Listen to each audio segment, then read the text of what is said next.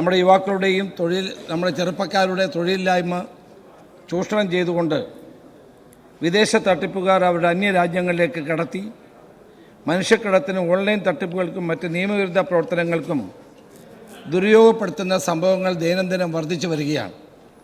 അവിടെ എത്തപ്പെടുന്ന മലയാളികളായിട്ടുള്ള ചെറുപ്പക്കാർ തട്ടിപ്പുകൾ ആസൂത്രണം ചെയ്യുന്നതായി പുറത്തു വന്നുള്ള റിപ്പോർട്ടുകളിൽ നിന്ന് മനസ്സിലാകുകയാണ്. ഇത്തരത്തിൽ ചൈനീസ് തട്ടിപ്പ് സംഘങ്ങളുടെ വലയിൽ അകപ്പെട്ട 5000-ഓളം ഇന്ത്യക്കാർ രക്ഷപ്പെടാനുള്ള വഴി തേടുകയാണെന്നാണ് റിപ്പോർട്ട്. നിരവധി മലയാളികളും ഈ സംഘത്തിലുണ്ട്. ഉയർന്ന ശമ്പളം വാഗ്ദാനം ചെയ്ത് കംബോഡിയ, മ്യാൻമർ, തായ്ലൻഡ്, വിയറ്റ്നാം എന്നീ രാജ്യങ്ങളിലേക്ക് ചെറുപ്പക്കാരെ ഇതുപോലെ കയറ്റി അയക്കുകയാണ്. ഇവർ നൽകുന്ന വാഗ്ദാനങ്ങളിൽ കുടുങ്ങി വിവിധ രാജ്യങ്ങളിലേക്ക് എത്തിപ്പെടുന്നവർ തട്ടിപ്പ് തിരിച്ചറിയുമ്പോഴേക്കും രക്ഷപ്പെടാനുള്ള എല്ലാ വഴികളും അടഞ്ഞിരിക്കും. ഇതുവരെ 5000 പേരുടെ പരാതികൾ വിവിധ ഏജൻസികൾക്ക് ലഭിച്ചിട്ടുണ്ട്. പക്ഷേ തട്ടിപ്പിന് ഇരയായവരുടെ എണ്ണം ഇതിലും വളരെ കൂടുതലാണ്. വിദേശ തട്ടിപ്പുകാരുടെ ഹബ്ബായി കേരളം മാറാൻ പാടില്ല. സർ, ഈ മാഫിയ ശൃംഖല പൊട്ടിക്കാൻ സർക്കാർ അടിയന്തരമായി ഇടപെടണം. CBI, NIA പോലെയുള്ള കേന്ദ്ര ഏജൻസികളുടെ അന്വേഷണം ഈ കാര്യത്തിൽ അനിവാര്യമാണ്. നമ്മുടെ സംസ്ഥാനത്തെ യുവതീ യുവാക്കളെ സമൂഹ മാധ്യമങ്ങളിലൂടെ വ്യാജ പരസ്യം നൽകിയും ഉയർന്ന ശമ്പളം വാഗ്ദാനം ചെയ്തു വ്യാജ റിക്രൂട്ട്മെൻറ്റ് ഏജൻറ്റുമാർ മ്യാൻമർ, തായ്ലൻഡ് അതിർത്തിയിലേക്കും മറ്റും കടത്തുന്നതായും ഇവരെ വിവിധതരം ഓൺലൈൻ തട്ടിപ്പുകൾക്കും നിയമവിരുദ്ധ പ്രവർത്തനങ്ങൾക്കും ഉപയോഗിച്ചു വരുന്നതായും പരാതി ലഭിച്ചിട്ടുണ്ട്.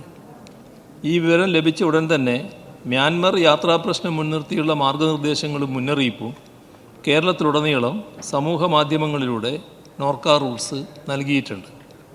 വിഷയം മ്യാൻമറിലെ ഇന്ത്യൻ എംബസിയുടെ ശ്രദ്ധയിൽ കൊണ്ടുവരികയും തുടർ നടപടികൾ സ്വീകരിക്കുകയും ചെയ്തിട്ടുണ്ട്.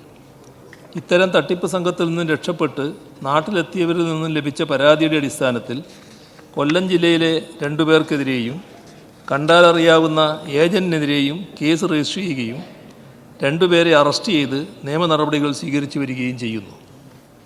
വ്യാജ സിം കാർഡ് നിർമ്മിച്ച് സൈബർ സാമ്പത്തിക തട്ടിപ്പ് നടത്തിയതുമായി ബന്ധപ്പെട്ട് തിരുവനന്തപുരം സ്വദേശികളായ 2 പേരെ അറസ്റ്റ് ചെയ്ത് നിയമ നടപടികൾ സ്വീകരിച്ചിട്ടുണ്ട്.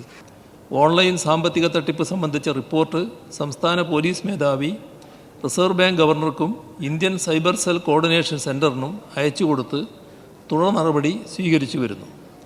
വ്യാജ റിക്രൂട്ട്മെൻറ്റ് ഏജൻസികൾ, തൊഴിൽ തട്ടിപ്പ്, മനുഷ്യക്കടത്ത് എന്നിവ സംബന്ധിച്ച പരാതികൾ പ്രത്യേകം പരിശോധിക്കാൻ നോർക്ക റൂൾസ്, കേന്ദ്ര വിദേശകാര്യ മന്ത്രാലയം, കേരള പോലീസ് എന്നിവയുടെ സംയുക്ത സംരംഭമായ ഓപ്പറേഷൻ ശുഭയാത്ര എന്ന പദ്ധതി നടപ്പാക്കിയിട്ടുണ്ട്.